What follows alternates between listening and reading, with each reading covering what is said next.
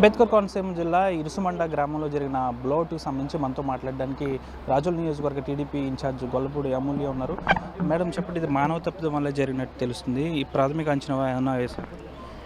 నిన్న ప్రభుత్వ యంత్రాంగం అంతా వెంటనే అలర్ట్ అయ్యారండి. కలెక్టర్ గారు కానీ లేదంటే అధికారులు, ఎంపీ గారు, ఎమ్మెల్యే గారు అందరూ రావటం, ఓఎన్జీసీ వాళ్ళతో వెంటనే ఇమీడియట్గా మాట్లాడటం. అక్కడ ఏంటి అంటే అది ఇన్యాక్టివ్గా రిగ్ ఉంది, దాన్ని మళ్ళీ యాక్టివేట్ చేయడానికి ఒక 2-3 డేస్లో ఎక్స్కవేట్ చేయడానికి స్టార్ట్ చేస్తానన్నప్పుడు అక్కడ కింద సెడిమెంటెడ్ బెడ్ మీద ఉన్న గ్యాస్ని వాళ్ళు ఇది చేయడంతో అన్ఎక్స్పెక్టెడ్గా దాన్ని బ్లో అవుట్ అయిందని, గ్యాస్ లీక్ అయిందని చెప్తున్నారు. సో ఎప్పటికప్పుడు ప్రభుత్వ యంత్రాంగం వాళ్ళు పర్యవేక్షించారు. నిన్నటి మీద వేళ మనం చూసినట్టయితే ఆ ప్రెషర్ కానీ డెన్సిటీ కానీ మనకు చాలా బాగా తగ్గిపోయింది ఆల్మోస్ట్.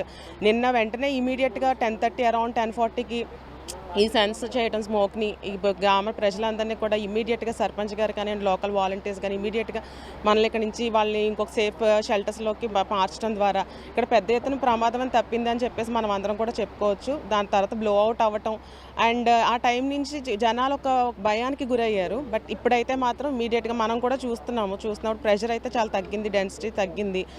ప్రభుత్వ యంత్రాంగం కానీ కలెక్టర్, సీఎం గారు ఇమీడియట్గా కూడా మమ్మల్ని అలర్ట్ చేశారు, మానిటర్ చేస్తూనే ఉన్నారు. ఎప్పటికప్పుడు మాకు మినిట్ టు మినిట్ పర్యవేక్షిస్తున్నారు ఆయన. సో ఇప్పుడు ఆల్మోస్ట్ మనకు చాలా వరకు ప్రెషర్ తగ్గింది. ఒక 3 to 4 డేస్లో అయితే ఇదంతా కామ్ జరిగిపోతుంది, నార్మల్గా సిచ్యువేషన్లోకి అయితే ఇక్కడికి వచ్చేస్తుంది. ఏదైతే డీప్ సంస్థ ఉందో వీళ్ళు చేసిన మానవ తప్పిదం వల్ల ఇది బ్లో అవుట్ జరిగిందని బయట టాక్ ఉంది.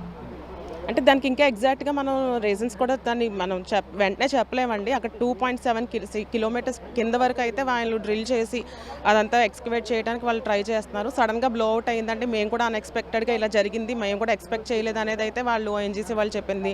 నిన్న మన కలెక్టర్ గారికి కానివ్వండి, ఎస్పీ గారు వీళ్ళందరూ వచ్చినప్పుడు వాళ్ళు చెప్పింది అయితే మాత్రం అదే చెప్పారు.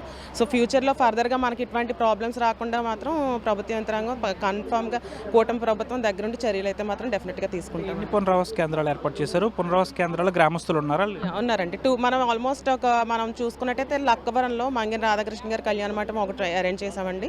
అండ్ మనం ఇంకొకటి చూసుకున్నట్టయితే గుబ్బలపాలెంలో ఒక చర్చ్ దగ్గర ఒకటి, సచివాలయం దగ్గర కూడా మనం ఒకటి పెట్టాము. ఆల్మోస్ట్ గుబ్బలపాలెంలో ఒక 400 మెంబర్స్ ఉన్నారు అండ్ లక్కవరంలో అయితే 300 మెంబర్స్ అయితే ఉన్నారండి. ఇప్పుడు మేము కూడా అక్కడికి వెళ్ళాము, వాళ్ళకి టిఫిన్ అరేంజ్మెంట్స్ అన్ని చూసుకున్నాము. నేను మెడిసిన్స్ అన్ని నైట్ అంతా ఆల్మోస్ట్ ఉండి చూసాము. మార్నింగ్ వెళ్ళి మాట్లాడినప్పుడు వాళ్ళు కూడా అన్నారు, మన ప్రభుత్వం అయితే మాత్రం చాలా చక్కగా చర్యలు తీసుకున్నారండి, మాకు ఎటువంటి ఇబ్బంది లేకుండా చూశారు. వెంటనే మేము భయపడింది అయితే వాస్తవం. ఆ సౌండ్కి కానీ అక్కడ మంటలు రావడానికి అయితే మేము భయపడింది వాస్తవం. కానీ ప్రజలందరం కూడా మేము ఇప్పుడు ధైర్యంగానే ఉన్నాము అని చెప్పి అయితే చెప్పడం జరిగింది. గ్రామస్తులతో పాటు చుట్టుపక్కల గ్రామాల వారు కూడా భయాందోళన చెందుతున్నారు. వాళ్ళు భయాన్ని పోగొట్టాలని మీరు ఏం చెప్పండి? ఖచ్చితంగానండి. మేమందరం నేను 24/7 మేము ఇక్కడే ఉన్నాము. మేము దగ్గరుండి మేము ప్రజలకు ఎటువంటి భయానికి గురి కాకుండా మేము దగ్గరుండి వాళ్ళు తీసుకెళ్ళడం దగ్గర నుంచి వాళ్ళ దగ్గరుండి మానిటర్ చేయడం కానీ వాళ్ళకి ధైర్యం నింపడంలో కూడా మేము ముందుగానే ఉన్నాము. ఎటువంటి భయాందోళన చెందక్కర్లేదని కలెక్టర్ గారి దగ్గర నుంచి మొత్తం ఎమ్మెల్యే గారు మేము అందరం దగ్గరే ఉండి మేము అందరం పర్యవేక్షణ చేసాము. వాళ్ళకి ఎటువంటి నీడ్స్ అయితే కానీ మెడిసిన్స్ కానీ వెంటనే దగ్గరే ఉన్నాం. ఎటువంటి అంటే ఆ మూమెంట్లో ప్యానిక్ కావడం అనేది సహజం. ఎవరైనా కూడా ఆ సౌండ్కి కానీ లేదంటే అది దానికి ప్యానిక్ అవ్వడం అనేది సహజం. ఇప్పుడు అంతా నార్మల్ సిచ్యువేషన్కి వచ్చింది.